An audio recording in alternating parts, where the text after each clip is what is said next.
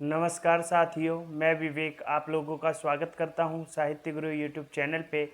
और आज हम देखेंगे हिंदी साहित्य का एक बहुत ही प्रमुख नाटक अंजो दीदी। देखिए, जो कि लिखा गया है सत्येंद्र नाथ अस्क के द्वारा और इसकी जो रचना है 1955 में हुई है। तो देखिए, आज हम इस नाटक को पढ़ेंगे, इस नाटक के महत्वपूर्ण बिंदुओं को देखेंगे जो कि एग्ज़ाम पॉइंट ऑफ व्यू से बहुत ही ज़्यादा इंपॉर्टेंट रहने वाले हैं। और हम जानेंगे उपेंद्र नाथ अश्क के बारे में, उनके जीवनी के बारे में, उनके कुछ प्रमुख कृतियों के बारे में। तो चलिए आइए, बिना देर किए हम इस नाटक को पढ़ना शुरू करते हैं और इसके महत्वपूर्ण तथ्यों को देखते हैं। देखिए, उपेंद्र नाथ अश्क जी का जो जन्म है 14 दिसंबर 1910 से 19 जनवरी 1996 तक, मतलब इनका जीवन काल था। वहीं देखिए, उपेंद्र नाथ अश्क कृत अंजो दीदी नाटक का संपूर्ण अध्ययन। देखिए, उपेंद्र नाथ अश्क जी का संक्षिप्त जीवनी पहले हम देख लेते हैं कि क्या है, इनकी जीवनी के बारे में थोड़ा पढ़ लेते हैं। तो उपेंद्र नाथ अश्क जी का जन्म पंजाब के जालंधर नगर में 14 जनवरी 1910 को एक ब्राह्मण परिवार में हुआ था। उन्होंने लाहौर से कानून की परीक्षा उत्तीर्ण की। बाद में वे अध्यापन का कार्य किए। अश्क जी ने अपना साहित्यिक लेखन उर्दू में शुरू किया था, किंतु बाद में वे हिंदी लेखक के रूप में जाने जाने लगे। 1932 ईस्वी में मुंशी प्रेमचंद की सलाह पर उन्होंने हिंदी में लिखना आरंभ किया। 1933 में अश्क जी का दूसरा कहानी संग्रह औरत और फितरत प्रकाशित हुआ, जिसकी भूमिका मुंशी प्रेमचंद ने लिखी थी। उनका पहला काव्य संग्रह प्रातः प्रदीप 1938 में प्रकाशित हुआ। बम्बई में रहते हुए उन्होंने फिल्मों की कई कहानियाँ लिखी, पटकथाएँ लिखी, संवाद और गीत लिखे। उन्होंने 3 फिल्मों में काम भी किया, किंतु चमक दमक वाली जिंदगी उन्हें रास नहीं आई। तो ये उनकी जीवनी थी, उनके बारे में था कि मतलब उपेंद्र नाथ अश्क जो हैं पंजाब से थे, ब्राह्मण परिवार से थे और उन्होंने पहले लॉ की पढ़ाई की, उसके बाद वे साहित्य में कैसे आए और फिल्मों में भी काम किया और फिल्मों के लिए राइटिंग भी की है। तो ये तो उपेंद्र नाथ अश्क की जीवनी थी। अब इनके हम कुछ प्रमुख कृतियों को देख लेते हैं, क्योंकि कृतियाँ तो सबसे ज़्यादा पूछी ही जाती है। तो देखिए, इन्होंने जो उपन्यास लिखे हैं, सितारों के खेल 1940 में प्रकाशित हुआ, गिरती दीवारें 1947 में प्रकाशित हुआ, बड़ी बड़ी आंखें 1955 में प्रकाशित हुआ और पत्थर अल पत्थर 1957 में प्रकाशित हुआ, गर्म राख 1957 में प्रकाशित हुआ, शहर में घूमता आईना 1963 में प्रकाशित हुआ, एक नन्ही की दिल 1969 में प्रकाशित हुआ, बांधो ना नाव इस ठाव 1974 में प्रकाशित हुआ।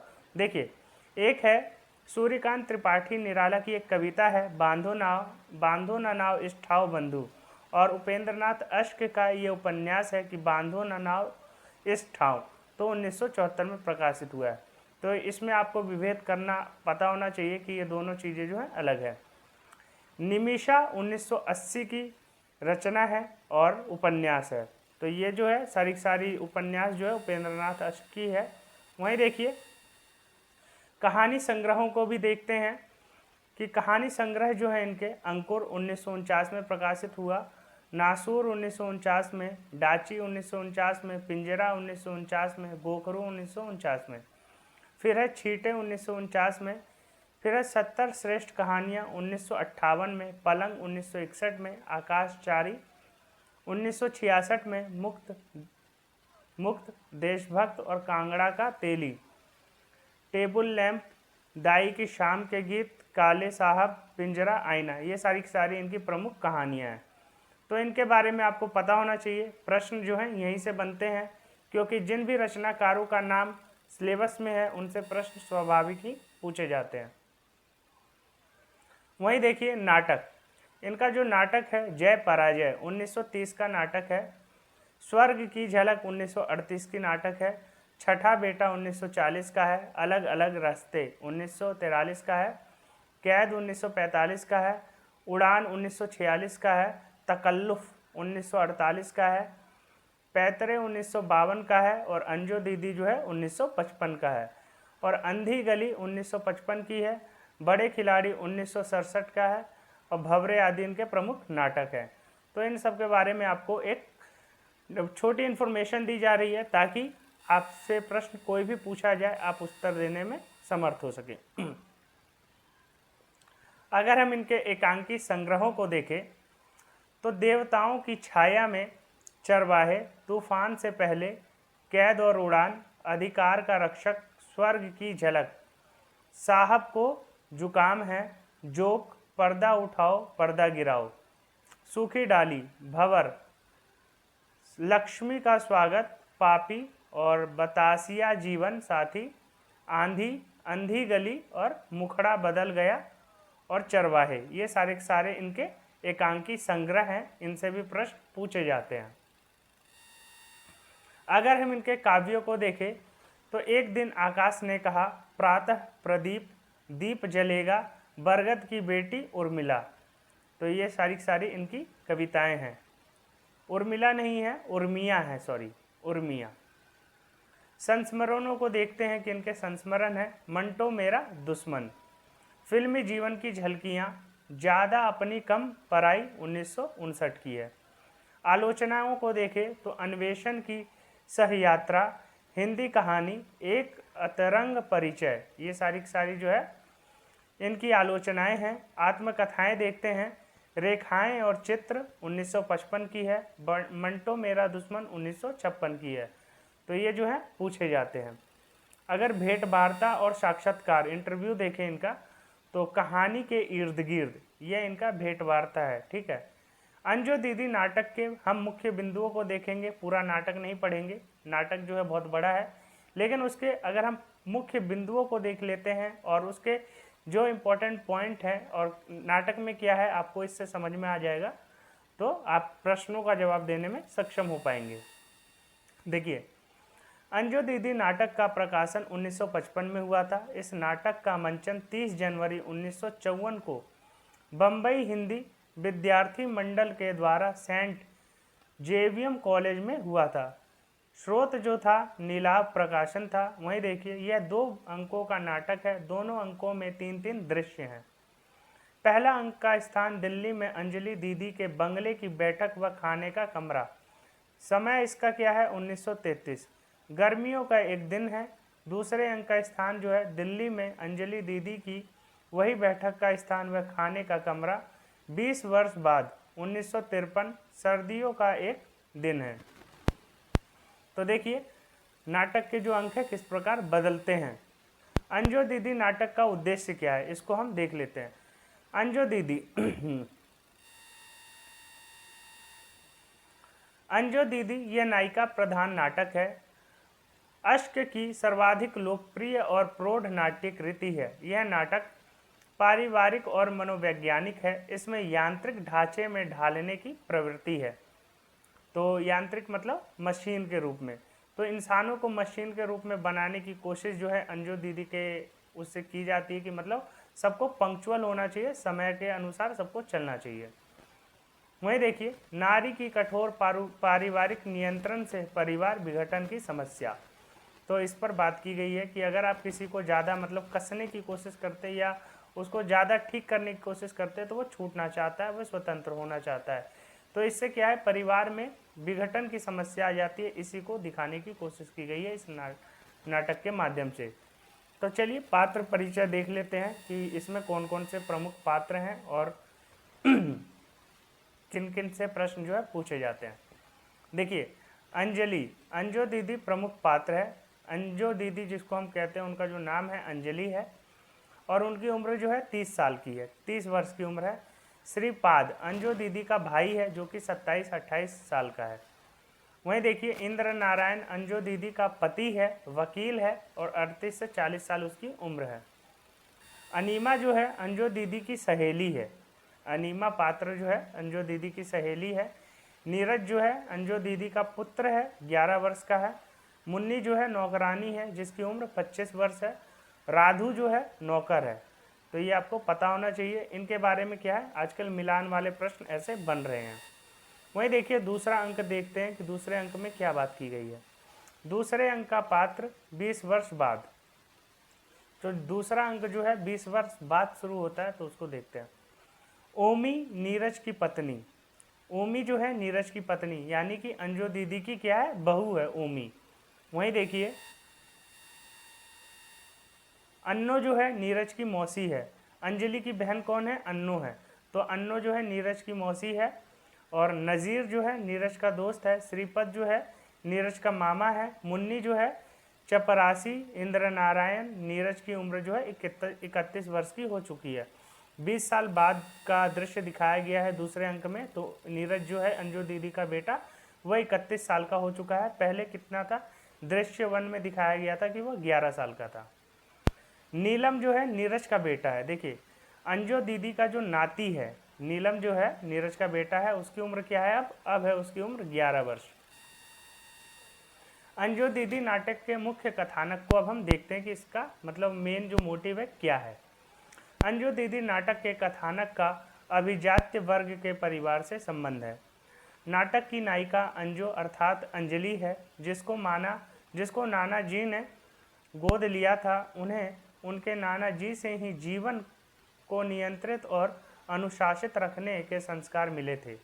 ये संस्कार उन पर हमेशा हावी रहते थे। उनके चेहरे पर हमेशा अखंड अहम झलकता रहता था। उसने अपने जीवन के साथ परिवार के सभी सदस्यों, यहाँ तक नौकरों के जीवन को भी अनुशासित कर रखा था।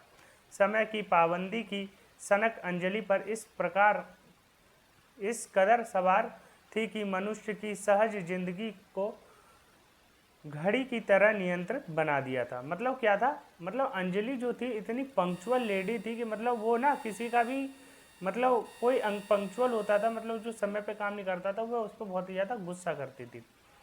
नाटक जो है, नाटक डाइनिंग कमरा से शुरू होता है। नाटक की शुरुआत देखिए क्या है, डाइनिंग हॉल से शुरू होता है जहाँ सब लोग खाना खाते हैं।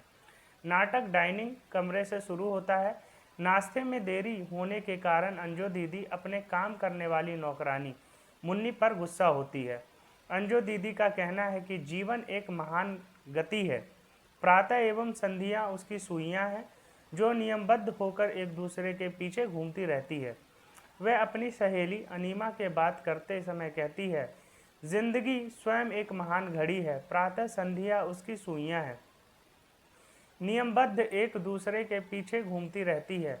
मैं चाहती हूँ मेरे घर भी घड़ी की तरह ही चले, हम सब उसके पुर्जे बन जाएं और नियम पूर्वक अपना अपना काम करते रहें। तो देखिए ये जो आप देख रहे हैं कथन, ये जो कथन है अंजलि जो है अपनी दोस्त से कहती है, और ये कथन जो है एग्ज़ाम में पूछा गया है, नेट के एग्ज़ाम में, तो ये कथन आपको पता होना चाहिए। वहीं देखिए सुबह 8 बजे ही सबको नहा धोकर नाश्ते के मेज पर उपस्थित हो जाना पड़ता था। उस समय तक नाश्ता नहीं पहुंचने पर मुन्नी को डांट पड़ती है। अहमवादो व्यक्ति अपने विचारों और मान्यताओं को दूसरों पर थोपने का भरसक प्रयास करता है। इंद्र नारायण अंजलि के पति हैं। विवाह के पहले वे मनमौजी, फक्कड़ और लापरवाह थे। उनका व्यक्तित्व इतना सशक्त नहीं था, किंतु उन पर भी अंजलि का अहमवादी व्यक्तित्व नियंत्रण एवं अनुशासन का कठोर कुचक्र हावी हो जाता है। अनीमा जब कहती है कि जीजाजी को तो बड़ा बुरा लगता होगा इस तरह का बंधन, तो देखिए जो अनीमा है वह अंजलि की क्या है, बहन है, तो इसके बारे में आपको पता होना चाहिए। वहीं देखिए तब अंजलि कहती है, बुरा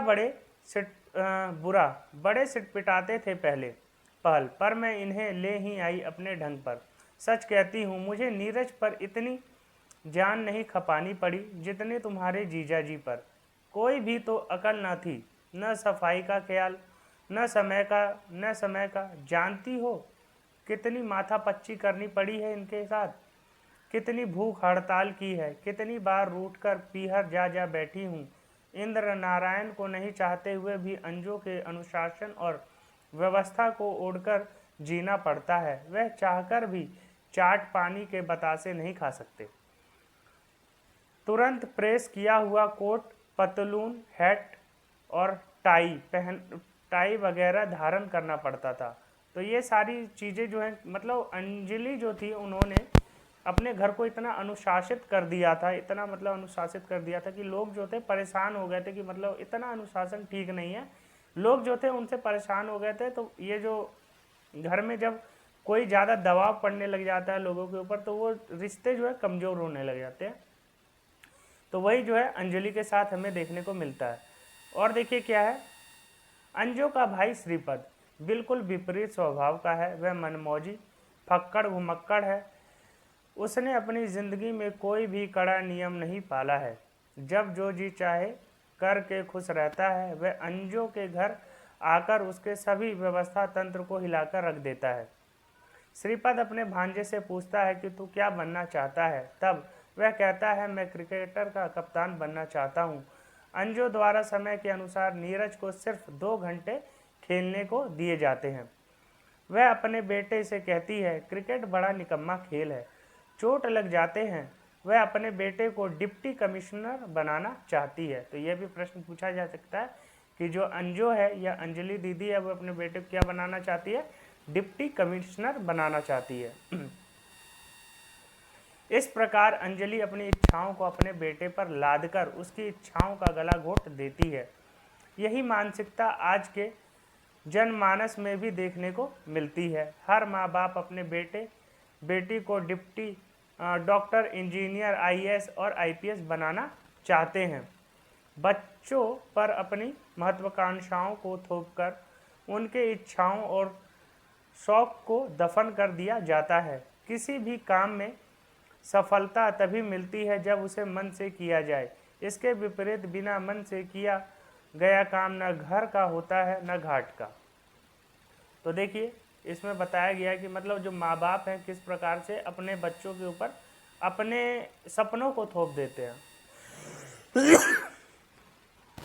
वहीं देखिए, मनोविज्ञान के अनुसार इच्छाओं का कभी भी दमन नहीं करना चाहिए, परंतु इस अंजू के घर में तो किसी के इच्छा को सम्मान ही नहीं किया जाता। वह अपने घर वालों पर अपनी पसंद वह अपने घर वालों पर अपनी पसंद, अपना विचार, अपने आदर्श थोपते चली जाती है। मनुष्य अपने जीवन को व्यवस्थित और सुचारू बनाने के लिए बहुत नियम बनाता है, परंतु एक मनुष्य के द्वारा बनाया गया नियम हमेशा सभी के लिए उचित और फायदेमंद नहीं हो सकता है, क्योंकि हर मनुष्य का स्वभाव और प्रवृत्ति अलग अलग होता है। हर व्यक्ति अपने मन के अनुसार जीने की इच्छा रखता है, परंतु कुछ लोग अपने ही नियमों और बंधनों के अनुसार सबको चलाना चाहते हैं। अंजू दीदी की तरह इनके घर से नियम की पाबंदी या अत्याचार की सीमा को पार कर जाती है। अंजलि के पति इंद्र नारायण के संवाद से स्पष्ट होता है और अंजू दीदी जैसा चाहती है वैसे चलते जाते हैं। का अंजू दिया कभी शिकायत का मौका? हमने तुम्हें। हंसते हैं, दिन में 3 बार नहाते हैं, 4 बार हाथ पांव धोते हैं, कम से कम 4 बार खाते हैं और 5 बार कपड़े बदलते हैं। सफाई, वक्त की पाबंदी,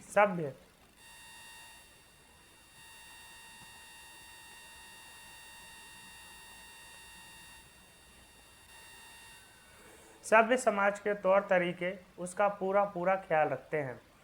हंसते हैं, अंजू के साथ शादी करने के बाद पता लगा कि हम तो अछूत थे। इसने आकर हमारा उद्धार कर दिया। इंद्र नारायण के इस संवाद से उनकी विवशता स्पष्ट दिखाई देती है, क्योंकि वे फक्कड़, मनमौजी और शिष्टाचार के अत्याचार रूपी शिकंजे में फंसे हुए मरमाहत थे।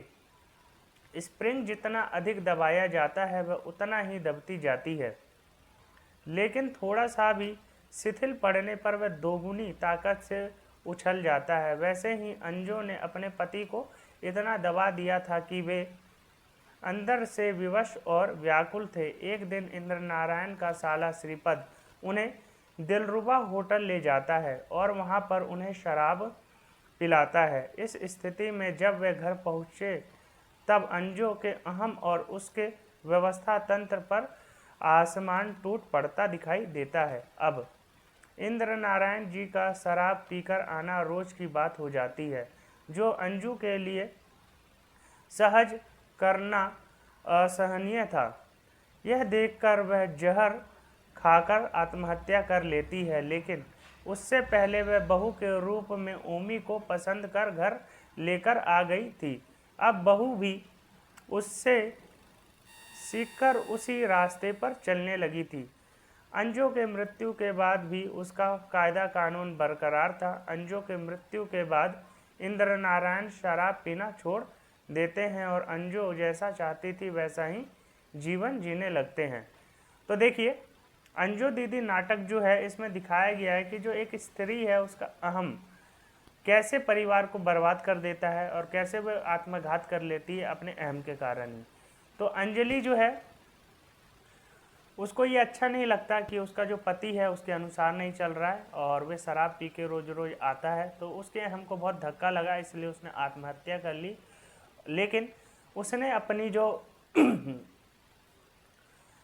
उसकी जो मतलब बेटे की जो वाइफ थी उसको सारी चीज़ें सिखा दी थी कि घर को कैसे मतलब कंट्रोल में रखना है, घर वालों पे कैसे नियंत्रण करना है। तो ये सारी चीज़ें जो है ओमी में वह दे के चली गई थी। तो जो अंजू दीदी का बनाया कानून था वह उसके मरने के बाद भी चलता रहा और चीज़ें जो है चलती रही।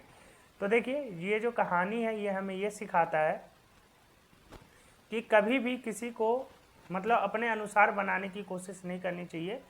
वह जैसा है उसको वैसे ही रहने देना चाहिए और जितना अच्छा हो सके उतना अच्छा बनने का और दूसरों को अच्छा लगे वैसा करने का प्रयास करना चाहिए। तो देखिए, ये जो नाटक है आपको बहुत ही अच्छा लगा होगा और आपको इतने सारे महत्वपूर्ण तथ्य इसमें देखने को मिले होंगे जो कि एग्ज़ाम के दृष्टिकोण से तो बहुत ही ज़्यादा इम्पॉर्टेंट है और इतना शॉर्ट नोट्स है कि मतलब ये आपको बहुत ही ज़्यादा उपयोगी सिद्ध लगेगा। तो देखिए, ये जो पीडीएफ है टेलीग्राम पे आपको मिल जाएगी। आप मेरे टेलीग्राम से जुड़ सकते हैं, साहित्य गुरु के नाम से है। टेलीग्राम का जो लिंक है डिस्क्रिप्शन में दिया रहता है। और आपको कंटेंट कैसा लगा कमेंट करके बताइएगा ज़रूर और अपने दोस्तों के साथ भी जोड़िए और अपने दोस्तों के साथ शेयर कीजिए और कमेंट किया कीजिए और चैनल को सब्सक्राइब कर लीजिए, क्योंकि आपको यहाँ पे हिंदी साहित्य से संबंधित सभी एग्ज़ाम के लिए बहुत ही ज़्यादा महत्वपूर्ण तथ्य देखने को मिलेंगे। फिर आप यूपीएससी का दे रहे हो, नेट का दे रहे हो, टीजीटी, पीजीटी, हर एग्ज़ाम के लिए आपको यहाँ पे इम्पॉर्टेंट तथ्य जो है कंटेंट आपको देखने को मिलता ही है। तो आज के लिए इतना ही, फिर मिलते हैं अगले कंटेंट के साथ, अगले न्यू लेक्चर के साथ। तब तक के लिए आप लोग अपनी तैयारी करते रहिए और चीज़ों को सीखते रहिए, जानते रहिए। धन्यवाद।